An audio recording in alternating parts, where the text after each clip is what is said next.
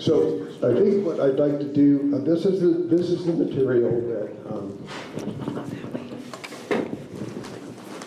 that Matt bought. And what I'd like to do is talk a little bit about each one, pros and cons, and have you guys pick the tree you'd like us to do first. 2 of the trees have already been purchased. And what will happen is after we've done the tree that's going to get auctioned off today, your choice, the other 2 trees will get worked on by the guys, the folks that have purchased those trees. And you guys, there are going to be 4 of us working on helping get them done, but we'll get everything into boxes today. Everything will start at the same time, and then back sometime in April or May, I'll come back and we'll look at what we've got so far and make some decisions. And then towards the end of the summer, we'll do it again. So you will have seen the entire growth season and how the trees progress.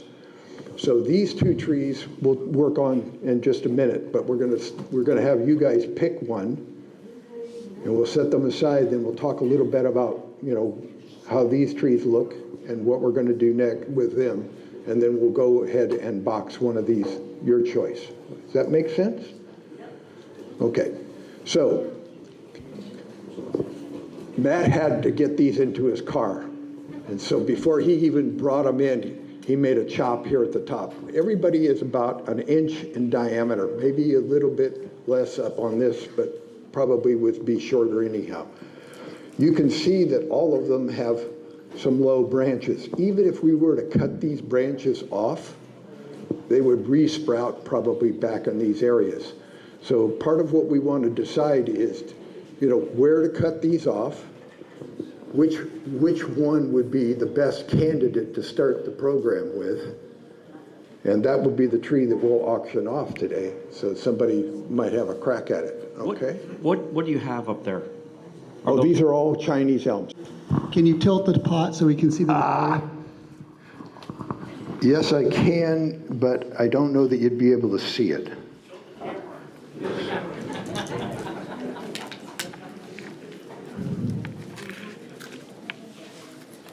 Well, okay. So, without poking her in the face, you can see that this one has a nice flare at the bottom, has this low branch which would probably come off. It has some branching here in the center, which we need to shave down a little bit, maybe not today, but over time. And then a couple of branches here. So we could actually probably cut these back short and chop it off right here and see, you know, how it goes from there. This would be a little different style with these branches than some of the other styles that were in there, okay, where you had all your branches radiating from the same place. But it's a possibility. It's something we certainly can talk about. Number 1. Number 2, this has a little bit of a different problem down here. It's almost a reverse taper, which over time will go away. It's got pretty good radial. Matt was really careful about trying to get a good radial pattern on the roots, but a lot of them are crossing, so we're going to have to reduce some of the roots on this. There's some thick roots out in here that I can feel. We're going to have to shorten up some of the thicker roots and keep the smaller roots and just kind of fan everything out. This is pretty typical of nursery stock. Anytime you go out visiting nurseries and you find stuff, you're going to want to kind of look at this stuff and see where you're at. But over here, there's a lot of crossing branches on this back side right here. So we'll have to pay attention to that when we get this apart and take a look, see if we can't reduce that down, because we want a nice fan. We don't want this kind of thing happening, okay? That's not good. This one again has a nice flare, but the trunk kind of comes up at an angle and creates kind of a, so it might need to tip a little bit. It's got some big roots right in and tight against the trunk right back here. But it's a pretty good spread all the way around. So you can probably make something work with this. This one has a bunch of different branches coming up. This would almost be good start material for a regular tree. So we're going to have to decide where we would cut this off. Is it below this branch, or is it right above this first branch, and maybe we use that? You remember the one that everybody seemed to like, that really white one? It had some low branches on it before it had that kind of broad top, okay? So we might be able to make that work. If we kept this one and chopped it off someplace right in here. Again, you want the distance from the surface to where we make our chop needs to be about a half to, a third to a half of what the final tree would be. So if we chopped it off here, then that means the overall tree in the finish, 10, 15, 20 years from now would be someplace in there. Okay? All right, here we go. Just a question. Do you think there's any world in which number 3, the one most to the left, could become a twin trunk, or do you think it would take too long to thicken up? This one? The other one, all the way to your left. This one? Yeah, do you think it would take too long to thicken up that low branch? Generally, a twin. This is just a low branch. It's not really a twin trunk look necessarily. And to be for a broom, I don't think this would help that look. Okay, so I think what we want to kind of stay with is the overall broom canopy idea. Okay, we start to create. If we had two trunks side by side, we could probably make it work. But this isn't that. Does that make sense? Yep. Any other questions about what we're looking at here? Yes? Yeah, so about the roof. So you had mentioned or I think it was the middle one, had a little bit of reverse taper down at the base of the trunk. Little bit. And you said that kind of fills in. It will. It Is will. that an elm quality, or is that most trees will fill in that door if there's a little reverse? So it depends on how the tree is grown. If you neglect it, if you let branches come, at different places, it would just accentuate it. In this case, if you've got a good spread of roots and you keep pushing it back, this will just swell naturally over time, and within time that will disappear. When you say keep pushing it back, what are you referring to? I'm talking about trimming the tree back to keep your inner nodes short, so that you create that nice tight twigging that we were talking about. Okay, thank you. Uh-huh. You all have heard Julian talk about internode length, right? And how to prune back trees. And all of those rules apply to here. And we'll talk a little bit more about that, but that is really, really important. You keep your internode length as short as possible so that you create as much fine twigging as time goes along as you can. When you let those internodes start to stretch out like they do out here, then the chance of getting branches are less. You want to keep it really short. The distance between the internodes here is maybe a half to a quarter of an inch, whereas out here they're an inch or better. Okay? And everybody understands what I'm talking about, internodes and branching and all of that stuff, right? That's, okay, good. Okay. Good questions, guys. Anybody else? I have a question. Yes. You said half an inch closer to the trunk and then an inch farther out? Okay, so the distance between the internodes. Look at the distance between the internodes. These are possible branches. You won't get a branch in between those. It's only going to be here, right? Okay. So look at the distance out here. Oh. Okay, it is worth it. Any other questions like that? Yes, ma'am. Is that common that it would be that direction? Oh, is that common for it to be larger out at the end? Is that Okay, so normal? two things affect the rate of growth. When it gets really hot and a little bit drier, the tree slows down. And so it's not uncommon to see that it would be, wide here and then start to get smaller again out at the end, okay? That could happen. The other thing that will affect it is the end of the year. It isn't growing as vigorously as it is at the beginning of the year. So when it first pops, they're short and then they extend really fast. So you prune it, you push it back or prune it back to where it starts to stretch out, and it slows down, and then it gets hot, and then they really slow down. You push it back again, and then that last year's growth is very little compared to what it was, in April and May, and so they get really tight. So that last growth pattern that you do at the end of the year is when you get a lot of the really fine twigging. So timing of pruning and amount of pruning are all very important aspects of growing trees. Thank you. Good question. Good job, you guys. Anybody else? Where they're cut back to where they have a branch coming out of them, at least one branch, like the middle one. Would you, like deadhead, tree trunk, where there's no branches coming out at the sides of it? Sure. That's what we're going to do today. Oh, thank you. So I have an example back here that I probably should have shown first, but we'll pick a tree and then we'll get these out here and show. But I deadheaded both of these trees. And that was a year ago, and I'm going to show you what they look like a year later, and that's kind of what we're going for, okay? So I'm showing you kind of a year from now, and we'll talk a little bit. We're going to do some work on this guy right here, same like what you're talking about, but both of these trees got deadheaded a year ago.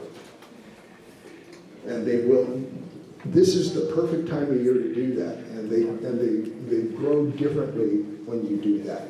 Sometimes when you deadhead a tree, like if we were to cut this off right here, there's places on here where you can see that there were either branches or buds from before, and that's most likely where you're going to get buds happening again. That's one way that they may grow. The other way that they may grow is right at the cambium layer, where you deadheaded it, it'll pop branches in there. Now the problem with when they all pop from that one spot right there is that they swell, okay? And you get these big nodes right at the top of the tree that look a little bit funny. And we'll talk about how to prevent that. We won't worry too much about it today, but later on in April or end of summer, we'll take some zip ties and put on there really tight to keep it from swelling anymore. Oh! And I can show you on this tree where I made that mistake. I'll show you how what I should have done in August and was too busy to get to it and didn't. And had I known I was going to come here and show them off, I'd have done it.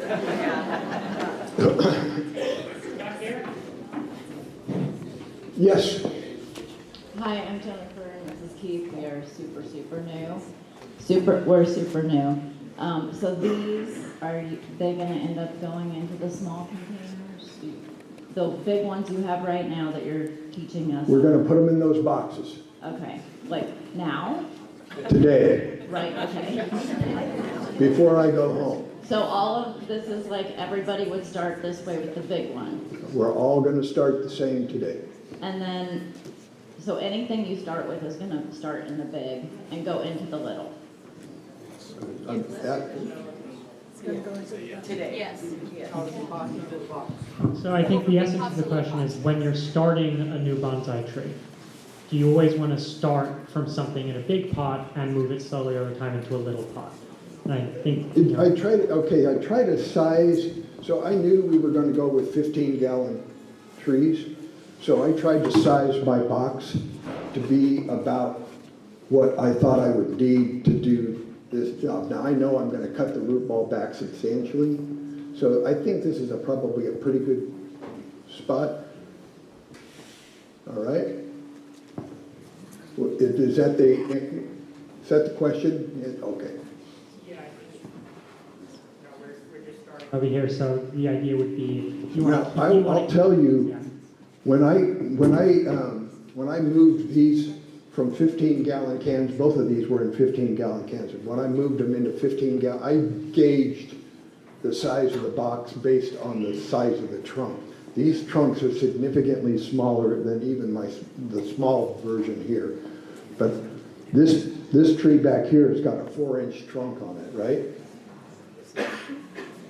When I cut this guy off down here, actually it was a little bit lower than that, the trunk was 9 inches in diameter.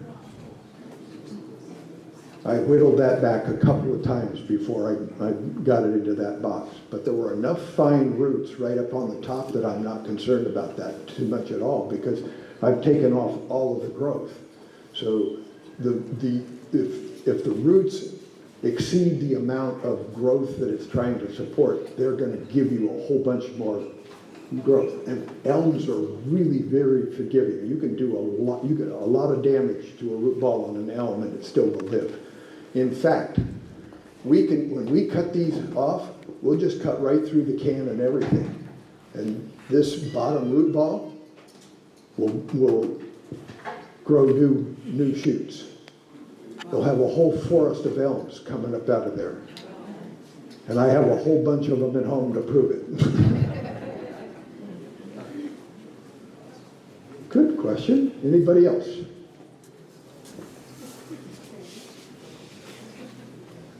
That's it. What? All right, here we go. We need votes. We need to pick which of these 3 trees we're going to do for auction today. 1 and 3. 1 and 3. So we got a vote for either of these. Anybody else? Number 1. I'm a 2. I think 2 is most like what we're going to find at nurseries. It has the spiraling roots and stuff and inverse paper, so we can learn how to do that. So I saw 3 votes for here and 1 vote for here and 1 vote for here. Anybody else? Why don't we have people raise hands for number 1? Back here? So anybody who wants number 1, raise your hand. Yeah, okay, that's too logical. All right, number 1, I want to see all the hands. That looks pretty good, okay. Number 2. Not as many. Less than 1. And number 3. Number 3. All right, so if 2's out, let's do 1 and 3 again. Okay, so number 3 again. Who thinks it's 1? All right, and number 2, or number 1, number 1? It's number 3. Number 3. Okay, so this is what we're going to work on first. And these 2 are going to our auction folks. And you guys can flip a coin. He gets to go first. Yeah, we're going to move them out of the way.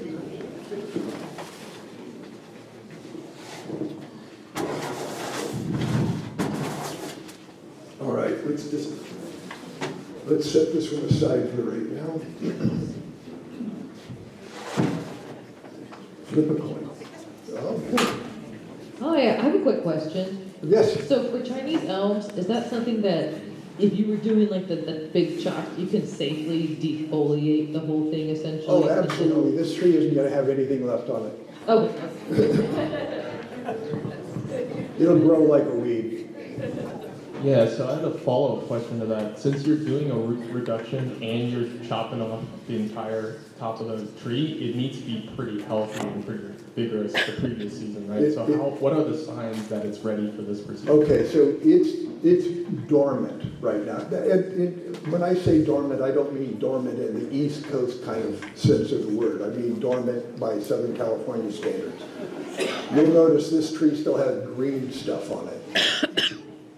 Trees in Southern California, almost all of varieties, are continuing to grow. I feed my trees all year long because I know they may not be pushing out new growth, but they're moving juice around.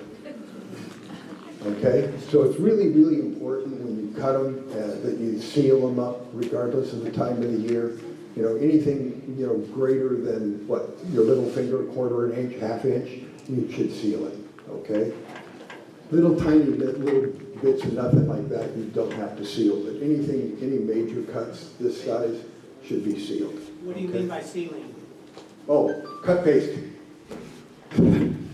There's a demo by John Naka one time where he didn't bring the cut paste with him, and you know, he was trying to make the point, and then he turned around and didn't have his cut paste, so he asked somebody, one of the ladies in the front, if she had some lipstick, and he took bright red lipstick and put on there and said, "Don't forget." He has some right there. Two kinds. The green for elms. This is good for trees. So there's what I refer to as plumber's putty. This gray thick clay. This is really good for pines and junipers and stuff that weep a lot of resin. Okay, this will help. It doesn't. It sticks a lot better. There's this green. Thank you, sir. There's this green stuff that works really, really good on all deciduous stuff and broadleaf evergreens. This is the stuff to use right here, okay? Any questions about, yes? I have paraffin. Can I use that? He was asking if you use paraffin. Pardon me? He was asking if you can use paraffin.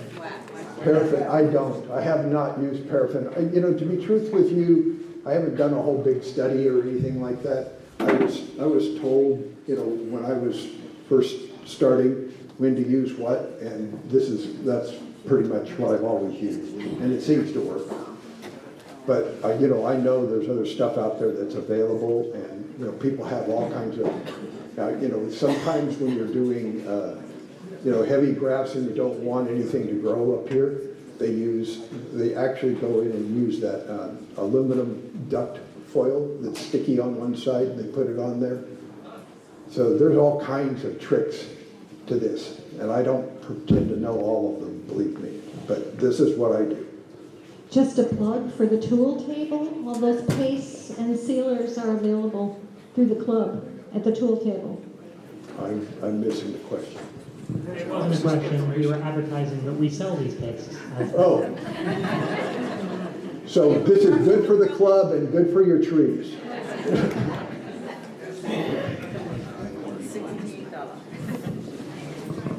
Any other questions like that? Okay, so. Yeah, there's one question here.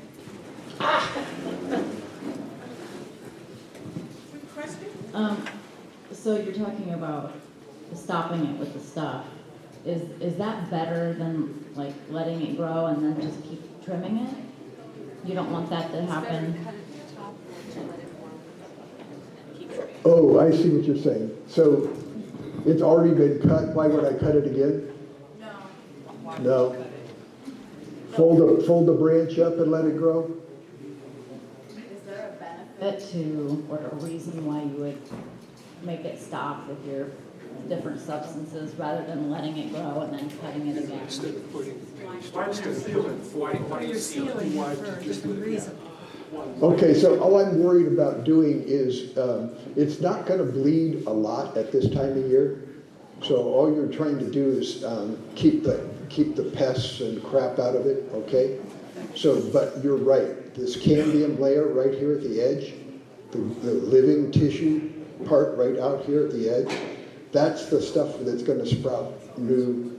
So like in this case back here, this cut was so big that I actually used the plumber's putty in the inside of this cut, okay? But I was really careful to keep it away from the edge, and so I got a lot of growth right here at the edge, okay? So that's the next, is that, any other cuts, or comments, questions? All right, so let me start with this one. I did headed both of these trees a year ago. This one offered me a nice And there's a bunch of different branches on here, so I will be over time able, you'll notice that I'm going to start everything up and I'm going to let the side branches do their thing. Now this particular branch right here, I've left it long. Obviously the internodes are way beyond what I suggested that we do. But I need to thicken this branch to be more like the ones up above it. So I'm going to let this grow freely for most of the year, maybe even longer, to get it more like this, okay? One side, or a little larger than this, so that it looks more natural. Once I've got this tree, this branch, the right thickness, then I'll cut it way back to here and start my branching process. All right? So that's what I'm doing here. But you'll see that I've cut this big hollow in the center here. So I've got basically two. Now it's important when you make a cut like this to try and have branches on both sides of the cut. Can anybody here tell me why that's important? Anybody? Throw it out there. Helps to heal the wound. Yeah! Way to go, Susan. All right, so if you're pulling from both sides of the cut, now this portion is going to heal a lot faster from this side, this portion is going to heal a lot faster from that side, as opposed to trying to have the whole cut heal from just pulling from one side. You're pulling from both sides, you're going to heal it twice as fast. Right? If I had a branch back here that wasn't in line with all of these, it would heal 3 times as fast. I didn't have one, but if I had, I would have left it. Okay? So this is going to be, I like this a lot. It's got a lot of texture on it. It's got a nice big crop mark right here on the front that's going to leave a neat scar. This is going to look really good in a very short period of time. It's got a nice flare. Look at that. And I can tell you that there were a lot of roots that I even covered up that are going to be over time. That's going to be really cool. So I have a lot of hope for this tree. You know, I'm 73 years old. In 20 years, this is going to look really cool.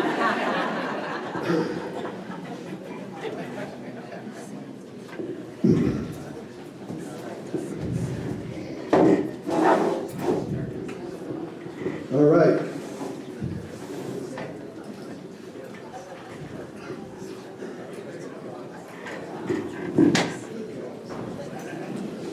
So what we're going to do with this, come on, Cam, let me show them. We have hardly any, all of the branches came from one side of the cambium layer, and I got hardly anything up the front side. I have this branch back here that could act kind of as a back branch, and it also has, because I don't have hardly anything coming out of this cambium part right up here, all of it's up there. I want this to be like 3 or 5 branches from here to here. Okay? So my first job with Matt today is to thin out all of this to be just 3 to 5 branches. And this is a process that we may have to do to these trees. So it's really important. This is what it looks like after a year.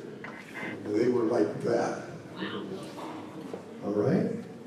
So that's going to be the first thing we do. Then we're going to rebox these things and cut them off. Yes?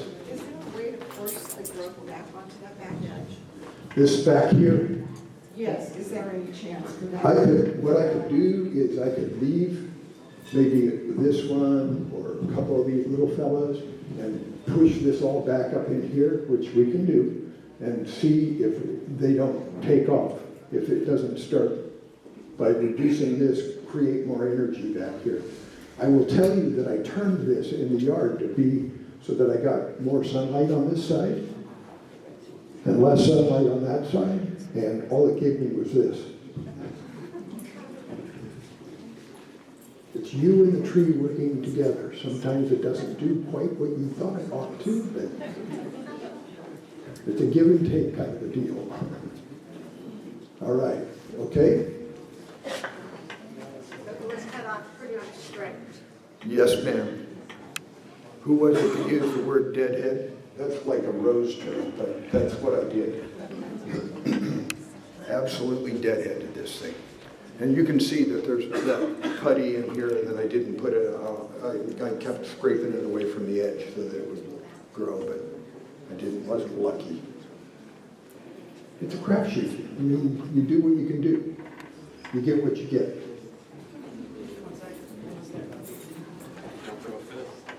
All right. So given what they said, which branches do we want to keep, thinking that we want to grow this out and up at the same time, right? And which do we want to keep? We got another question. Oh, I'm sorry. Did you putty the whole deadhead? Putty it all off. Did I putty it? The Yeah, the whole, I puttied the whole cut, yes, ma'am. thank you. Yes. So that's all putty right there. And I could scrape that off now because it's like dry underneath. It won't go anywhere.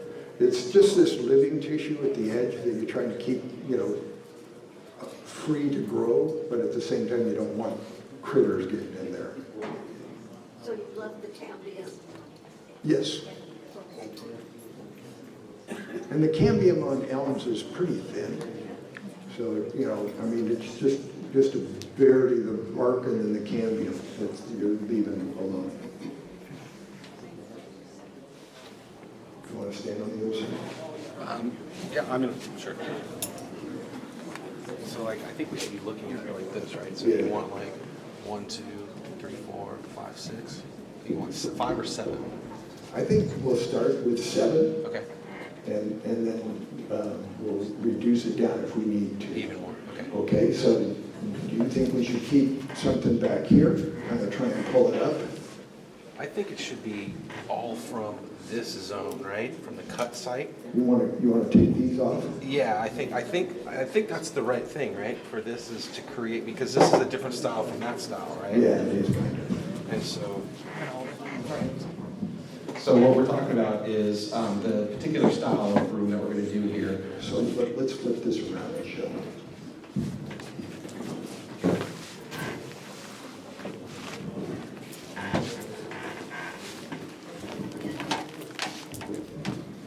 So as you can see, he's got branches down here so we could do a similar style as that one that he's already done, but I think this particular tree is supposed to be a broom that all the branches come out from the actual cut site. And so what I think we should be doing is looking at, you want branches somewhat around the same size, right? So they kind of grow equally, and we want it to be radial around this cut site because eventually he'll come back in and divot out little V's so the tree can heal the wound better. So I think what we need to do is first, because this side is the left side, we need to figure out what branches in this area I think we need first. And that will determine the branches we pick from this area. That could be. Right. I mean, to me, that's what it makes, because these are the only, like whatever you have here is what you have versus you've got all the choices over here. So you have to pick whatever, so like this one's looking pretty good. This one's, for this area, is maybe the best one. Maybe something like this that we can push up. I think that's right? Good start. So everybody understand where we're going with this? So first thing I'm going to do is I'm going to take off this low stuff down here.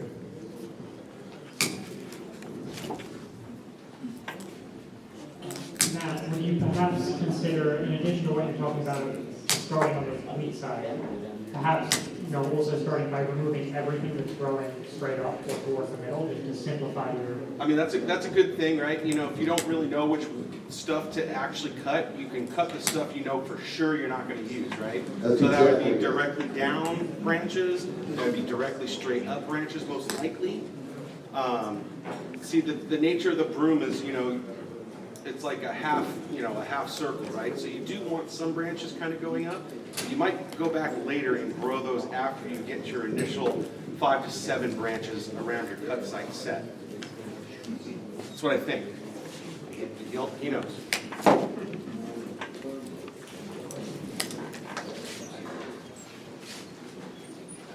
Gotta go with what Matt said.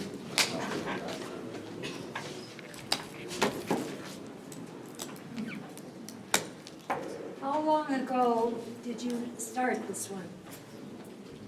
1 year ago. Actually, I lied. I cut this in this tree here, this part down here. I'm guessing this is probably 20 years old. It was nursery stock. Okay, and when I cut this off underneath, the trunk underneath where all the roots had fused together, winding around, was 9 inches in diameter. And ask me later and I'll show you the picture. I can prove it. When did you start growing? This, I cut it off a year ago. And I actually cut it off in March after the tree had already leafed out, which was a little bit late. And this thing sat for a long time before it gave me anything. And I think it was because, it was because it was so old. It was clear into probably late May before I started getting pops on this. This one here started right away. These will start right away. They're younger trees. They'll bounce back a lot faster than this one did. The cuts you're making right now are some of these slightly larger lower branches. Are you cutting them flush? I'll cut these. I don't want anything down here. So if I wanted something from down here, I would leave a little bit of, I wouldn't cut it flush to the trunk. I would leave it out a little bit, and it would branch. It would start branching right here where it joined onto the trunk. If I cut it off flush, the chances of me getting anything out of there are slim and none, okay? That's why I cut all of those back there flush. And for healing, is it better to leave it flush or to dig it out of there? 60-40. I flush cut them, and then I go back as time goes along and keep trimming it to keep it nice and tight to the trunk, and it heals over that way, okay?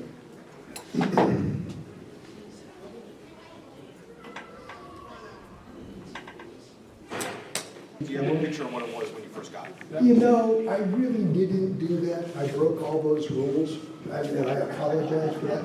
I didn't even take pictures of it when it was 6 feet up in the air and say, guess what, this is what it looked like, and I cut it back to it. I just took a picture of the big bottom cut. That was the only thing I took a picture of. So kind of my fault. Bad on me, right? I'm sure you guys would have loved to have seen, oh, wow. I didn't do that. All right, Matt, we're up. So we're not going to keep any of these guys that are growing down, right? Correct. So this guy's going to come Yeah, off. This guy's going to come off. Yep. Are we going to keep this? I don't think, no. I think we want them coming out first, right? Well, we want them up and You want out. them out, okay, all right. Up and out. So then we have to pick branches that are similar size to this, correct? Well, or similar. Not necessarily. I'm just going to take off all these Okay. bottom ones. Is that cool? Yeah.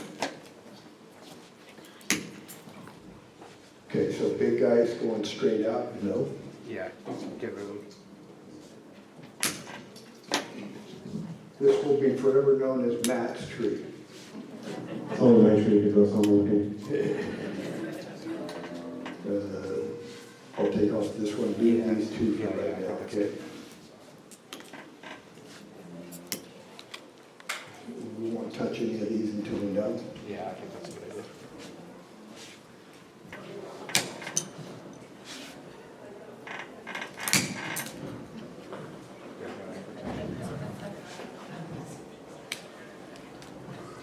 So Mike, you see how it's gotten fat in here because of all those branches? Right. How much do we have to worry about? So I'm going to shave Okay. a good bit of that. Got it. And kind of try and smooth it out some, but if we were to go back and look at those pictures, you would see that in almost every case, they come like this, and then they go like that, right? So some amount of that is okay, but you want to have it smooth to the branches, not just this big knob that Yeah. sticks out of it, right? This one's probably better, right? For this angle. Yeah. Or this one. So look, let's keep this guy for right now. So I'm gonna get rid of these little fellas down inside here. Okay.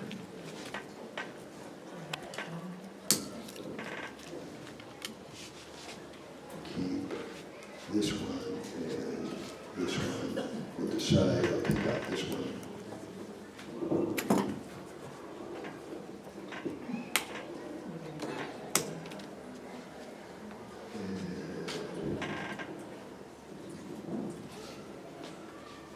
We're going to do this by process of elimination, folks. We'll start with too many, and then we'll kind of look at what we've got, and we'll just keep working it back. Now, when we are doing these trees, and we come back to them in April or May, we'll do this process at that point. We won't wait a full year, okay? And that'll help not only the look of it, because I'm going to have to do a significant amount of shading on this to make it really work, but it'll also make the tree look better over the long run.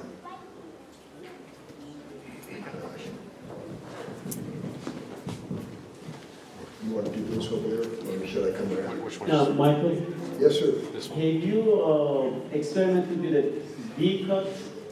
Like, when you chop So- straight across? So in this particular case, we're not going to probably have to worry too much about that, and, there's no real point on going in here and hollowing that out too much. I mean, we may a little bit, but we're going to have everything radiating from pretty much the same spot.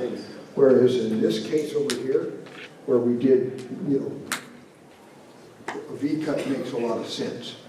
Does that make, yeah, okay.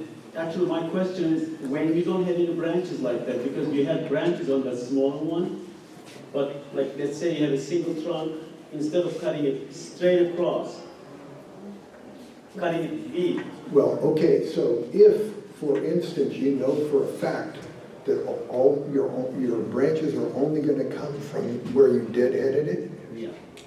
then that would be the case. But trees don't always do that. Right. Okay, so by just deadheading it, you give yourself the option of whatever the tree gives you working with, it could go either way.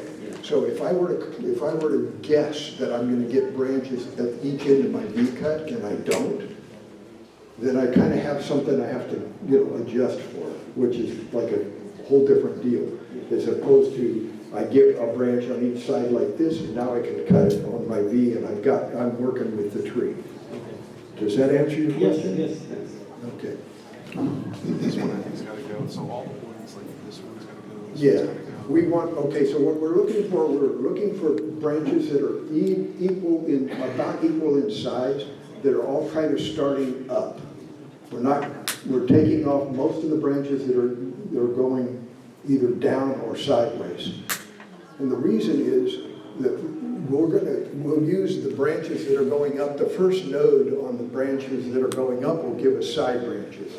And that'll help to thicken this branch rather than create more of a knob at the junction down here. Does that make sense?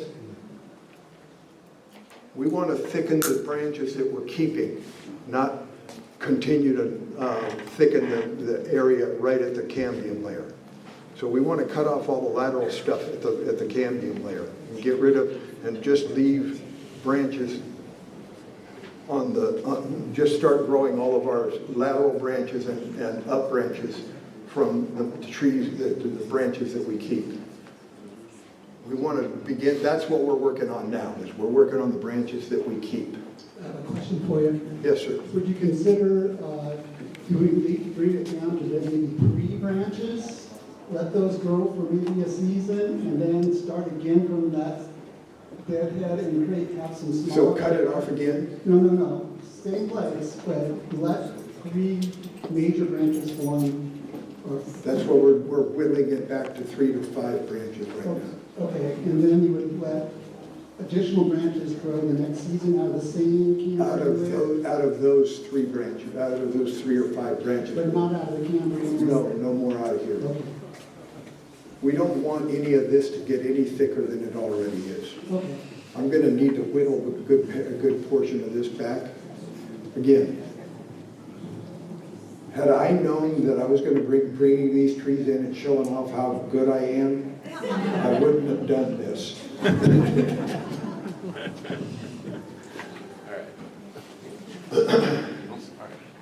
We have another question over here. Yes. Did you ever try John Naka's method for doing broom styles? I actually have tried doing what he did, yes. He actually suggested cutting things as a V and growing from the cambium layer on there. When I did that, I never got the branches to grow out of the V the way I wanted them to. So I just flat cut them now and work with that. Now me and the tree are working together rather than me trying to force the tree to do something it doesn't want to do. Does that answer your question? I was just curious.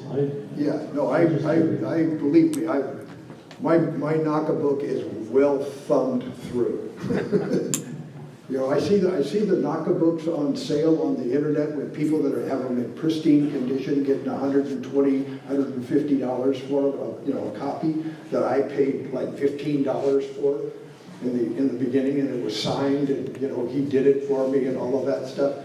My book looks like it's going to fall apart any moment.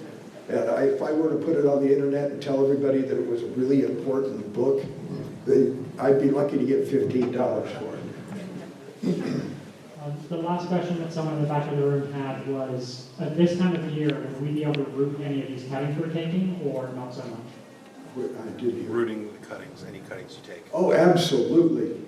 Man, cuttings off of elms at this time of year, or just when they're starting to bud out, when the leaves are just starting to pop, boy, you take cuttings then and it's like 90% success.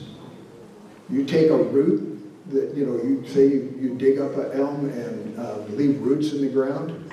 If you can dig up those roots and put them into good soil and just put them out in a nice sunny place, trees, guaranteed. These root balls, we're going to cut them off. And those guys are going to take them home and water them and feed them, and we'll bring in forests for you next time. They paid, I don't know, they won them in a raffle, I don't know what they paid for it, but they bring those root balls back and they sell them for what they paid for the tree. Keep going. All right. So, I think we should be going, all right, so This is coming off, right? Yeah. This is coming, both of these are coming Yeah. off? Okay, just make sure. You want to go with bigger ones?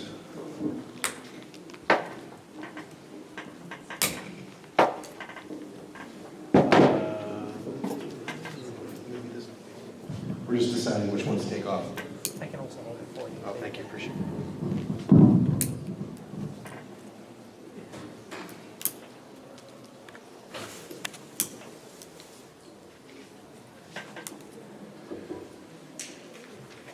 This guy? They're kind of all starting to come from the same place. spot. We're worried about the branches coming from the same area. So maybe get rid of this middle one. Keep this guy. Or Keep this guy. Or let's just keep this, what we've got, and let's get rid of this. I'll actually get rid of this middle one.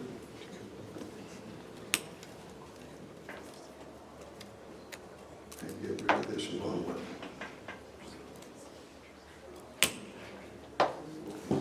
Get rid of these little guys right here. Leave those two for right now. This little one down here. These ones, I think. Come back in on this.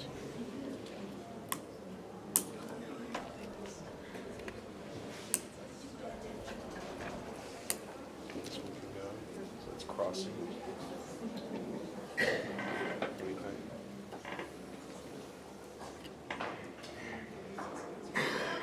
So I was thinking these two can go. Okay. I'll take my word for it. I don't know what I'm doing. No, it's all, any of it could work at this point. We've still got a few to do. So we need to thin a little bit more.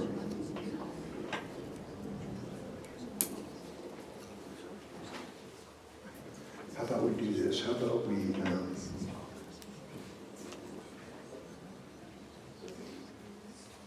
let what we got go? And then we'll revisit it. I got 2 days right here. I'm going to take out this one.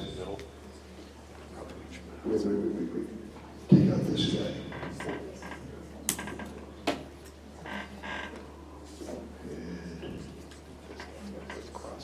Yeah.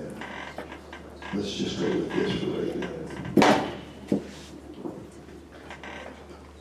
Okay, how do you know when to stop? We're stopping. We just finished. So here's what we're going to do. Because we really want, because Matt wants to encourage this stuff from right here, and I think that's a great idea. So we've whittled down everything we're going to let these run and see what we get. We'll keep these guys short and let these guys run to get some strength. I'll shave this, a good bit of this knob off on this side over here to kind of clean it up. Make some V cuts in there, kind of make it so it isn't quite so knobby looking. And try and make it look like I knew what I was doing. And we'll go from there, okay? But what we can do is I'll keep bringing these back so that you guys can see how things are going along with these guys at the same time. And I'll keep working this and see if we can't make this what we want. In the end, if at the end of the year this sucker just doesn't look good, well, start it again. What? And this time I'll try to be smarter than I was this time. How's that? Yes, ma'am. Are you fertilizing? Oh, absolutely. I fertilize all year long.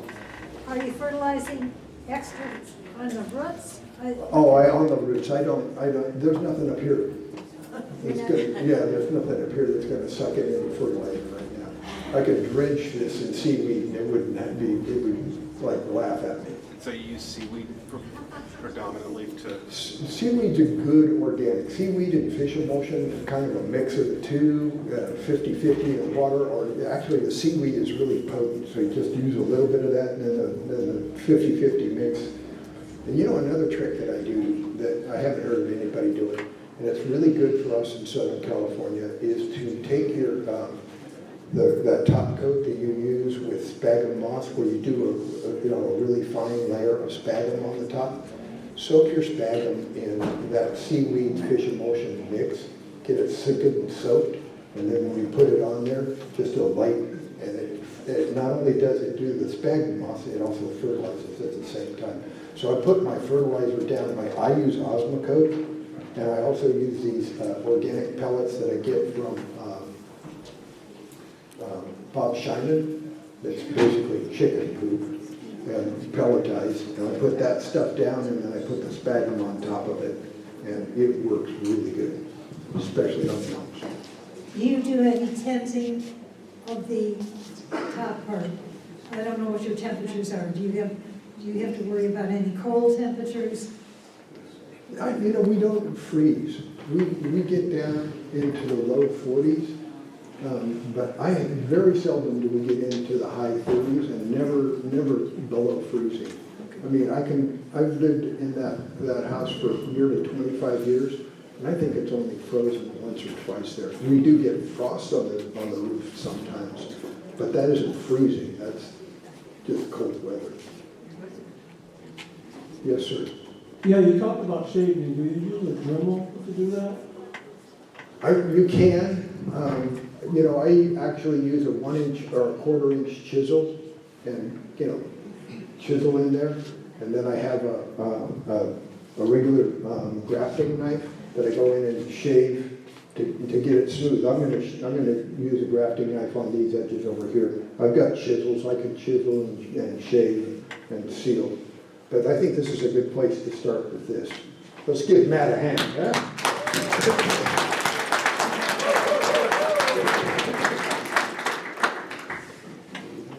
Is there any other questions before I haul this away? That shaving you're talking about doing, the best time to do that is right away.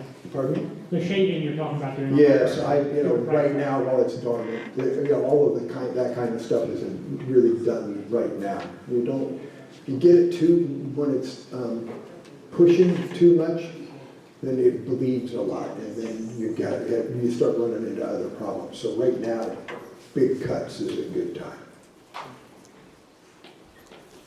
Good questions. Any other things? All right.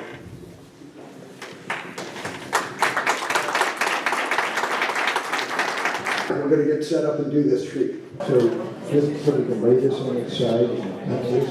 I'm going to cut the top off this first. Yeah, I think that's good. Yeah, it makes it easier. And this is a lot of- so I've got a smaller guy here. I'm going to take this off right flat against this.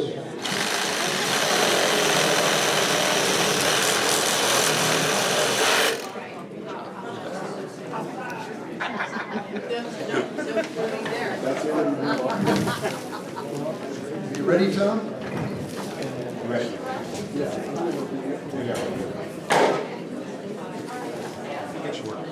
Let's do this first. Let's stand it back up.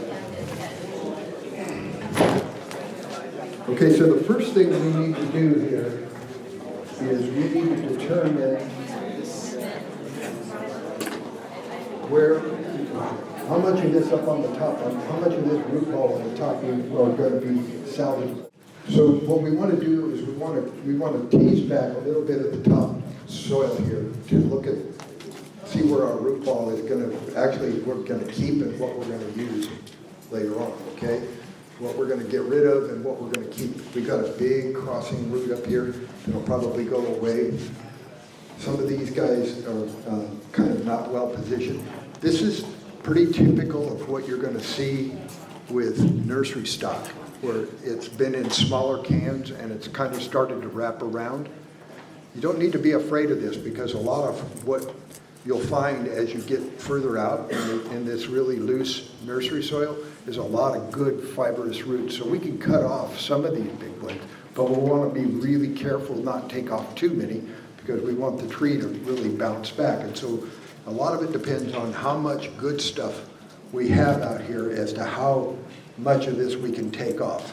But right now, I don't think we want to go much below where it is right here, okay? So, having said that, we're getting ready to go into something like this. So where do we cut this so that it fits in here? Got it. That's the point. So the idea is, like all of you know, we want to have a pretty good drainage layer underneath so that it continues to drain well. But we want to have but we want to be able to keep it moist. So it's really important that it drains through, but the soil itself stays moist. And I think what they brought us is is that you guys? This is What was that? pumice, just rough pumice. Oh, okay. So we can use that for a drain layer. We'll have pumice for a drainage layer and a regular 1-1-1 mix for the rest of it. Okay. Excellent. So we'll try to put about a ½ inch of pumice underneath this thing, and the rest of it will all be good soil. And we'll mix it all in there. Would you run your support wires in before you do that? So, did you put your wires for wiring it into the pot? Oh, we'll wire it into this box. Yes, we will. Okay, you're gonna do that first though, before you put your pumice layer? Oh, yes. We'll put wire on the box. Absolutely, I promise. I have plenty of holes underneath there to bring wire up through. Okay? So yes, and we're going to use number 2 wire, and it'll be solid in here, guaranteed. So okay, so having said that, let's.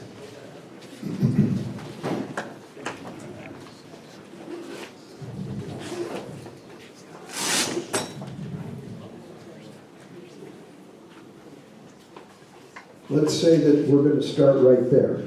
So this is the top of my box.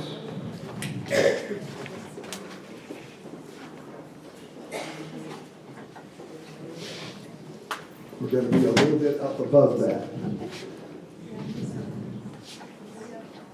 About right there.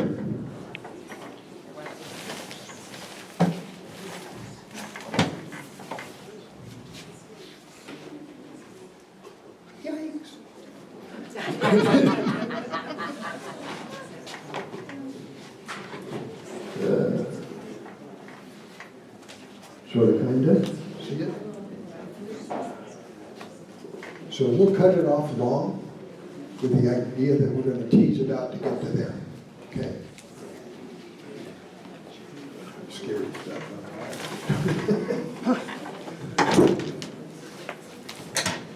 And I'm going to let Tom, who's the treasurer, do the job here. Start slow. Go here.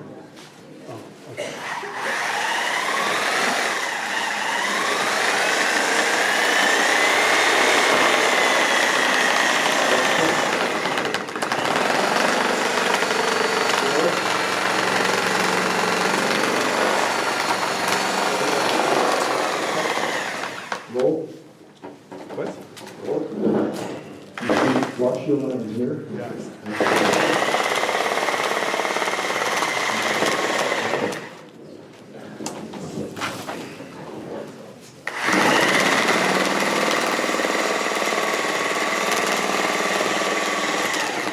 Roll.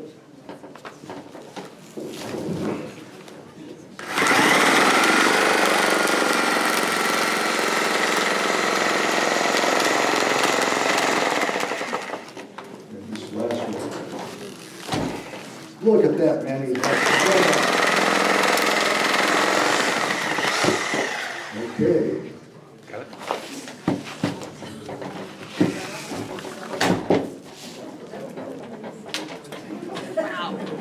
This will grow. In fact, what you could do is you could cut this in half and you could make two out of it and it will grow. I have a whole bunch of these at home and they just like pop up and they're like these neat forests, root ball forests I call them, and they're a lot of fun. Do you mean cut this, like cut the root in half? You can cut it this way or you can cut it this way. Oh, okay. This was the bamboo that was, That was holding it up. yeah, that we couldn't get out of there because the root grew around it. Uh-oh. So next up is what we want to do is we just want to tease this out a little bit, right like this, all the way around.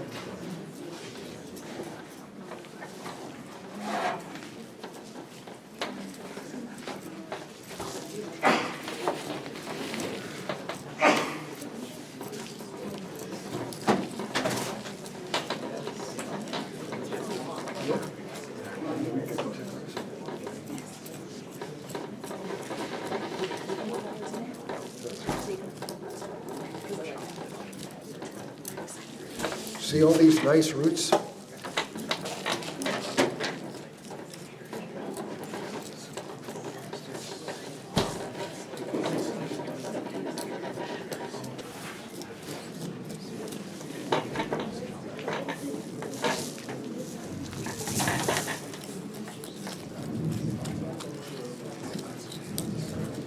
This is actually looking really good. I don't think we killed it.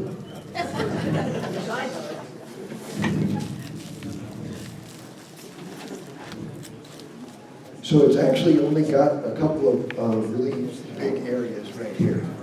That's why it's important to start thin, because eventually this is going to want to be like, you know, that really thin, nice blue pot that went with that white trunk. You want to keep the pots really thin, but you want to show a lot of surface roots. It's kind of a little, takes time, it's tricky, but we're already only about this deep. Nice, right? So this is really a good size to start with. Way to go, Matt.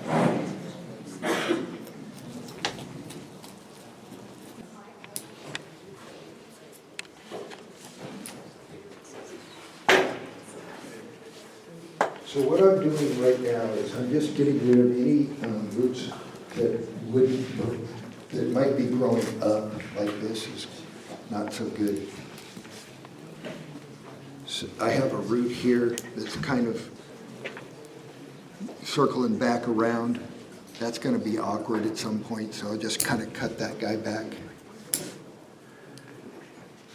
I have a root that's as big as my little finger that's kind of circling around right here. Okay? And I've got a little feeder coming off the side right there. I can cut this guy back. See this? And I can cut this guy back and it take, you know, and then I also have another one right here that's kind of not so hot, but I can take this off. And we'll see how that affects the rest of it, okay? So are you gonna cut it off from that like nodule? Right here. Oh, yeah, that whole lump, okay.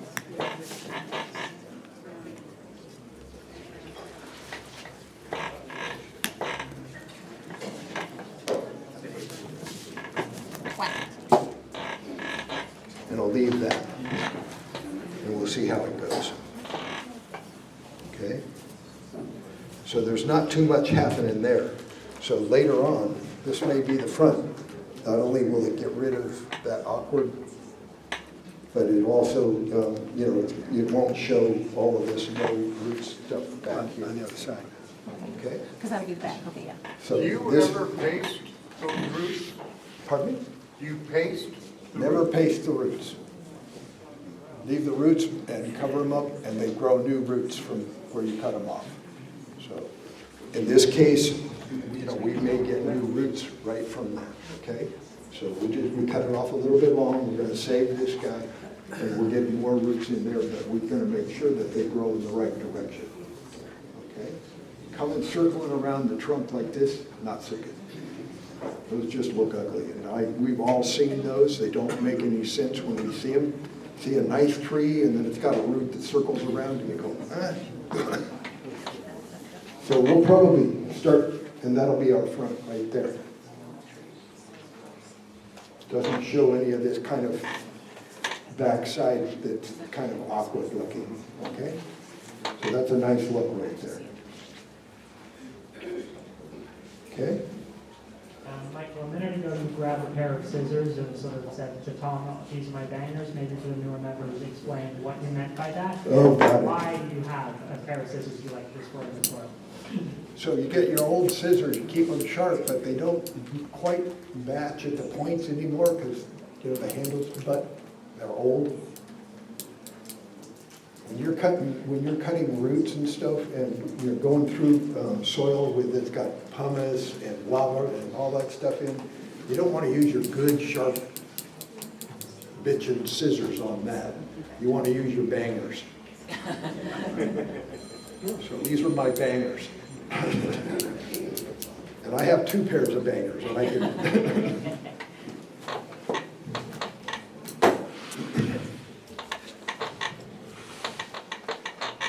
So the idea here is that you want to get everything growing laterally. You don't want anything kind of circling around.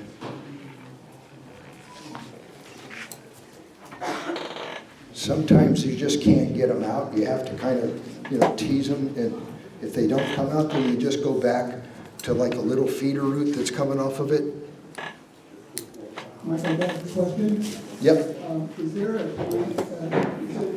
good time you should be cut pasting the top and cut that off? Is it before it dries out, or is it critical timing for when you cut off the top of the year? You want to do it when it isn't going to weep too much. Okay. So like now, while you know, while there isn't a lot of fluid flowing, you know. Yeah, right now is not a good time. Is a good time to do this kind of work. Okay, so now until probably the end of the first week of February in my garden, and what I'm regarding is, I mean, as you're working like you are today, when you do a fresh cut like that, can you cut paste it right away, or do you let it? well, it's not bleeding yet. Okay. I've got a few minutes. Okay. Yeah, but you know, the sooner the better. You know, we all end up with tools that you never see anybody else using, that are just kind of end up being favorites in your tool bag. My wife got these off the internet for something she was doing for about $6. They're stainless steel, they're no big deal, right? But boy, it's perfect for this. I use these things during repot season all the time. not as, these are, you know, when you're working on a really compact root ball, you know, you want something that, you know, has a little heft to it so you can really whack it and get through all that really heavy stuff. So these work really good for that.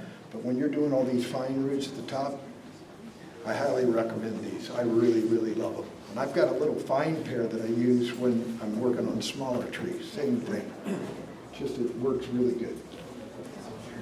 Mike, in terms of the bottom of this root ball, if you were to look at that and see a really thick root, would you sort of cut it back now so it's not a problem later, or would you wait until you're actually kind of reduced beyond this point? Well, I've got enough fine roots here that if I wanted to thin this root ball up even a little bit more, I could probably. Is that what you're asking me? Yeah, you sort of look at the bottom and you're like, oh, there's a real fat. So again, we're already at about, you know, what, 2 inches, inch and a half? I mean, this is pretty good thickness right here. You know, we haven't interrupted too much of this down here. But over time, you can shave some of these bigger guys here. But there might be a lot of finer roots attached to that. So for this particular repot, I'm thrilled. I think Matt did an outstanding job. Look at that. It's all root. Woo-hoo. And I know it's because you guys picked this one. The next two aren't going to be anything as good, right?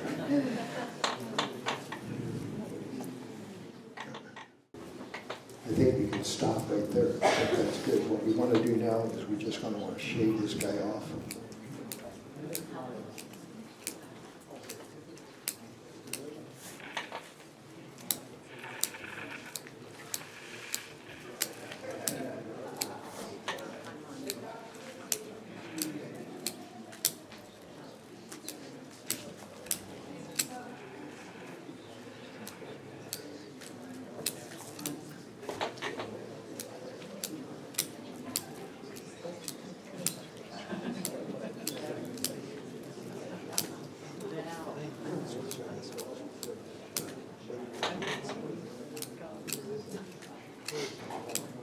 Is this just to make it tidy before you put it in the box? Yeah, you know, it's too big to go in there the way we had it.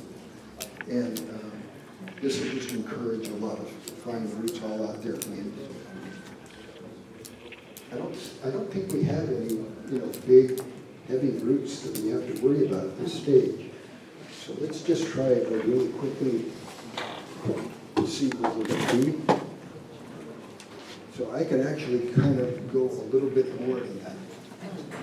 More is better, right? It's a little bit tight still, okay? Well, at least like a hand width in between? Yeah, a little bit. About an inch all the way around, right? Okay.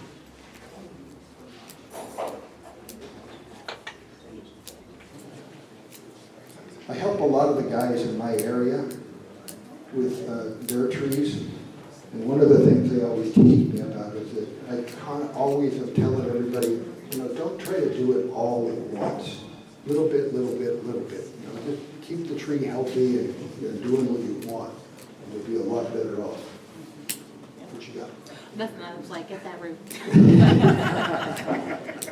That was mine, I get that root.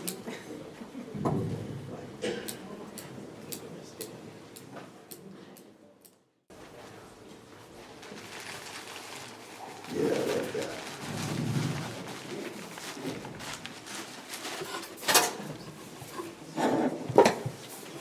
That looks pretty decent. Okay, I don't know how, if you guys can see that the top of the root ball is actually just below the level of the box, right? Yeah. So we can add about a ½ inch of drainage underneath, maybe an inch. So you want the top of your root ball to be about a ½ inch above the edge of the box.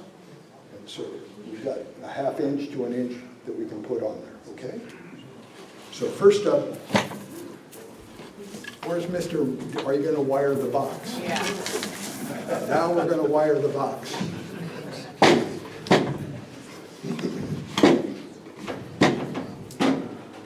So when I do this, number two, works in most cases. If you get really small trees and, 1.5, 1.8, something like that.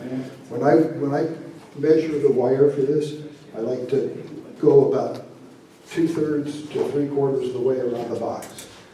In this case, I'll be able to do like what I call a box wire, all 4 sides, rather than just one off of each side like that. We've got enough root there that we can do the whole thing.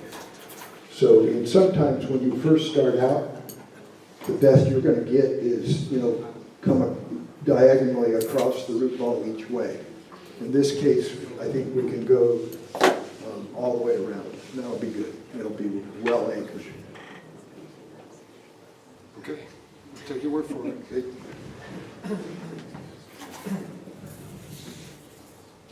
I hope you guys are good root ballers.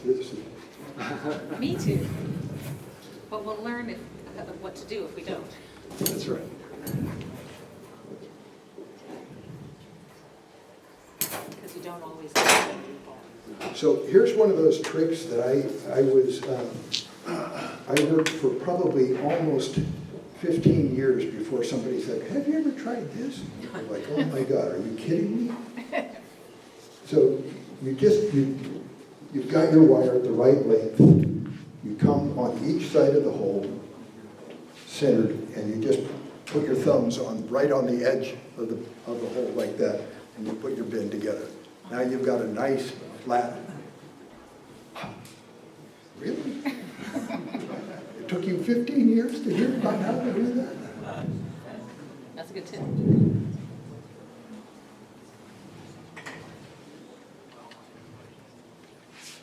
Come on.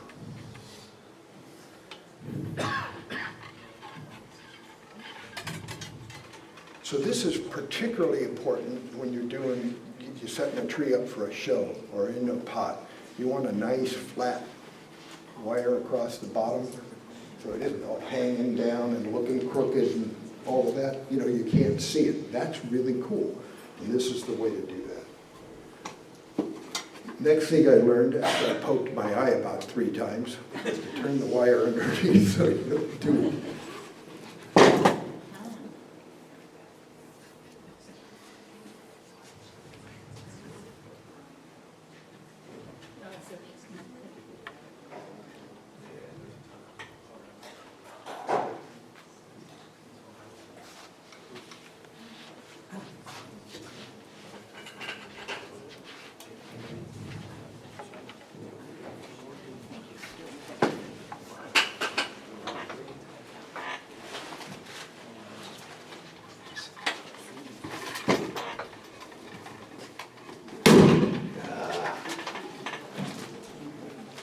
They don't want to listen to me anymore anyway. Hold that over the street. I can't see it. Too fat. I get it.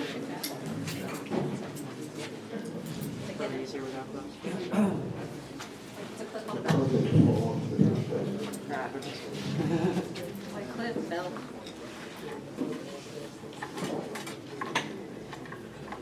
All right. Those are the big ones too. Well, Yeah, they're right, they let's have were. an extra set of bangers. So, anybody ever noticed that it's like a peanut butter and jelly sandwich? It falls on the ground, it's like right on the part that shouldn't. Okay. Come in about a half inch. Yeah.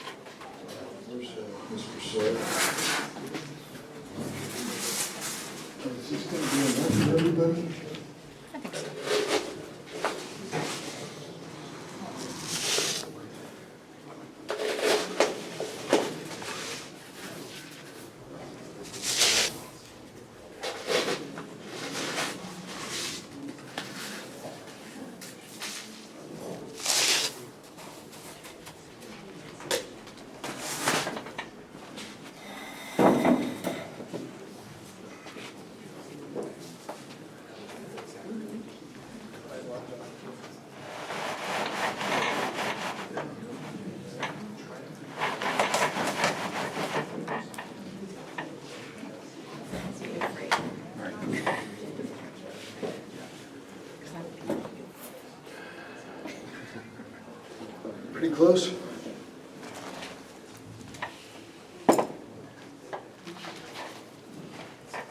Is that the front? Good.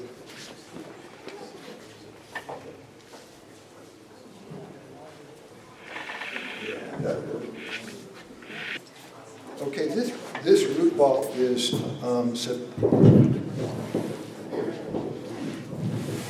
substantial enough that I can do a box wire. I don't have to come across, on angles like this.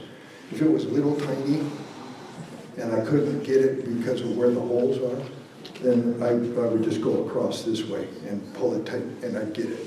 But in this case, we've got a nice substantial root ball, and this is actually a better way to do it. So I'm gonna start. Actually, this wants to be straight up and down. So if anything, it needs to kind of lean this way. Is that correct? From your eye, right there. So if I start on this side, pulling from here first.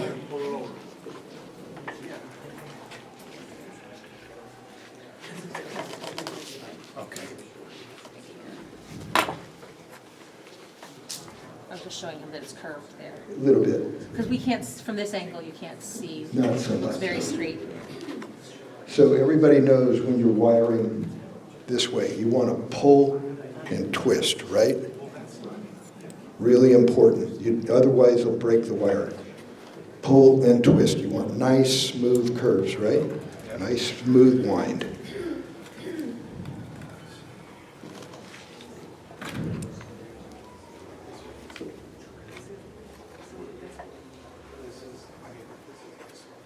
If these roots were more mature and bigger, use a little piece of tubing across it to kind of protect it.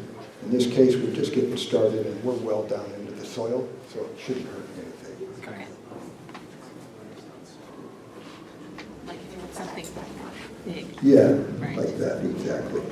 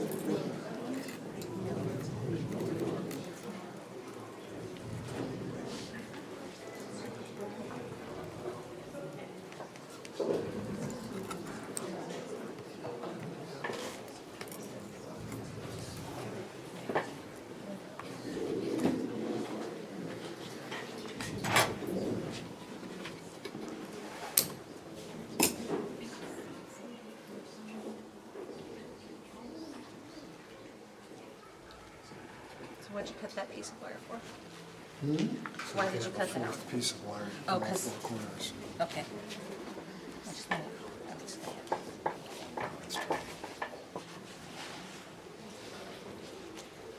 It's this fourth piece Right. that really makes it tight. Okay. Because now you're pulling all four pieces together.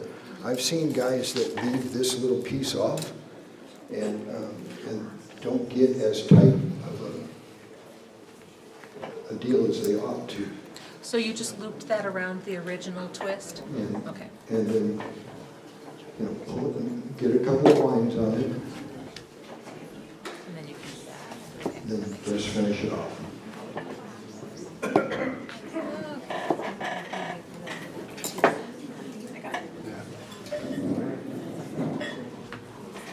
Hi, I had a question. Why is it better to do the wiring around the outside versus across? Is that just because it's easier to hide, or? Good question. And especially when you get onto bigger trees and you have nice tight root balls and you go around all four corners, you'll find that the root ball is a lot more stable than if you just go across on a diagonal 2 times, okay? So this is a much, particularly on older trees, a much preferred way to go. And in this case, I have enough root ball exposed all the way around that I'm able to do that. So you get it tight like this, it isn't going to fall out if it drops off the bench. You're good to go, all right? And like I said, when you get bigger trees that have got big canopies on them, that's really important.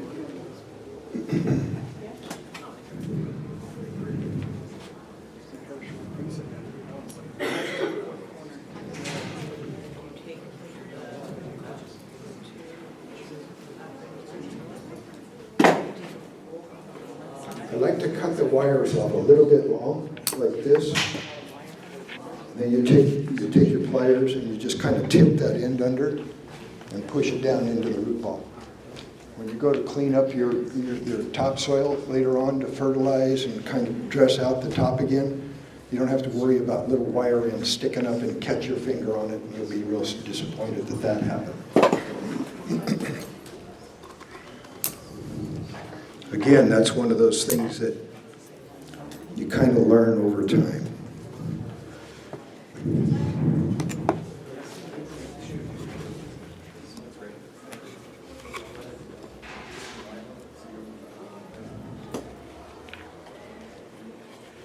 What do you think? We got it?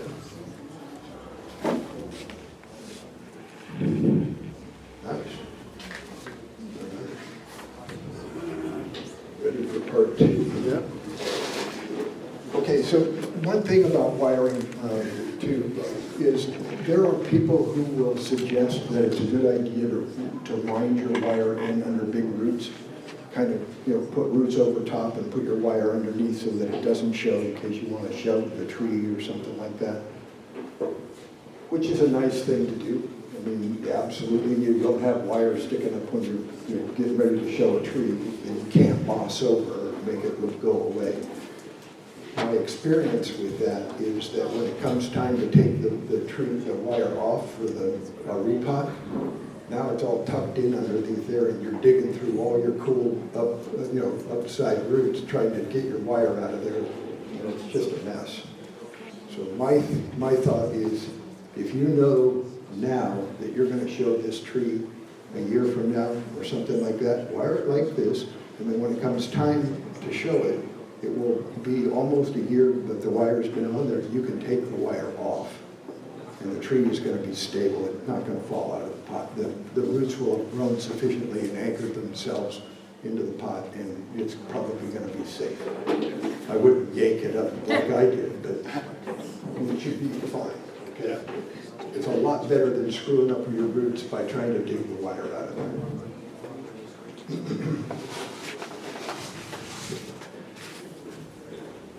You've all seen people pack roots before, right? We don't need to watch that. So I can be doing this while we're getting started on your guys' trees. Is that cool? Sure. Let's do it. Okay. All right. Let's do yours. Let's clear off the table. Nobody needs to see me pack.